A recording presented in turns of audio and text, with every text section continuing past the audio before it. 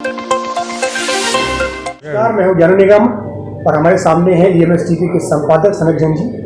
Sir से मैं पूछना चाहता हूँ कि जिस तरह से सर पहले व्यापम घोटाला हुआ था, उसके बाद व्यापम का नाम बदलकर पीवी कर दिया गया। हाल ही में भी पटवारी परीक्षा में ग्वालियर के सेंटर से सबसे अधिक जो विद्यार्थी हैं वो मेरिट लिस्ट में आए हुए हैं, तो इसके बारे में क्या कहना चाहते हैं? देखिए, जिस तरीके से ये परीक्षाएं होती हैं नौकरी के लिए, और इनमें कई सालों से आरोप लग रहे हैं कि बड़े पैमाने पर लेन देन होते हैं, और लेन देन के आधार पर वो जो एजेंसी होती, कंपनी होती है, तो वो कुछ इस तरीके से व्यवस्था करती है कि जिनको हम उसमें चयन करना चाहते हैं उन्हीं लोगों के नाम आए। तो चूँकि परीक्षा में लाखों विद्यार्थी बैठते हैं और उनके बीच में से सैकड़ों या हजारों लोगों को चुनना होता है, और सरकारी नौकरी पाने का क्रेज सबको बहुत बड़े पैमाने पर होता है, तो इसमें लाखों रुपए के अवैध लेन देन होते हैं।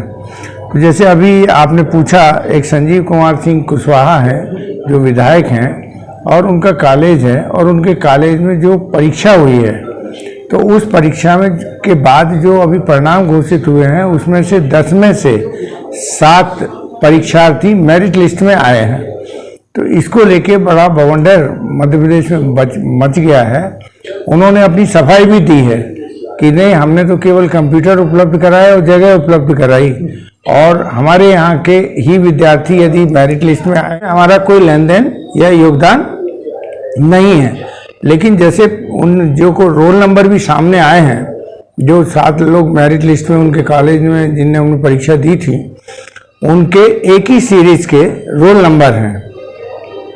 अब ये कहना कि व्यापम घोटाले सरीका घोटाला है, तो सरकारी नियुक्तियों में जिस तरीके से नियुक्तियां हो रही हैं, उसमें आम जनता का विश्वास लगातार कम होता जा रहा है और गिरता जा रहा है।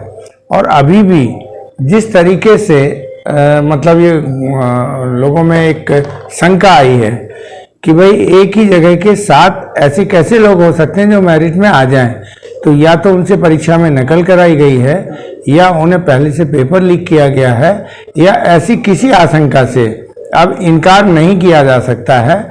और ये आजकल नए नए तकनीकी प्रयोग हो गए, ब्लूटूथ के माध्यम से भी, कंप्यूटर के नीचे से भी लोग एक्टिंग करते हैं कि हम परीक्षा दे रहे हैं, लेकिन उनका कहीं और से लिखा जाता है। जैमर सर, वो परीक्षा केंद्र में जो जैमर लगाया जाता है जहाँ पे इंटरनेट बिल्कुल नहीं चल सकता है।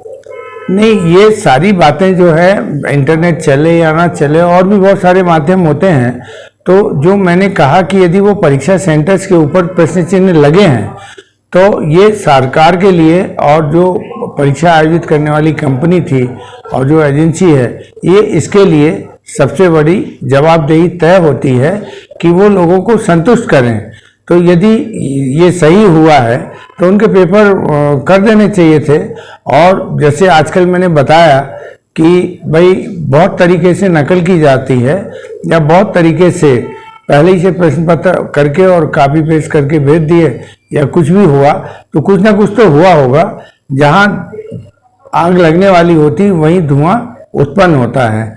तो पटवारी परीक्षा भर्ती परीक्षा में ये जो बातें सामने आई हैं, तो उसमें कहीं ना कहीं गड़बड़ी तो है।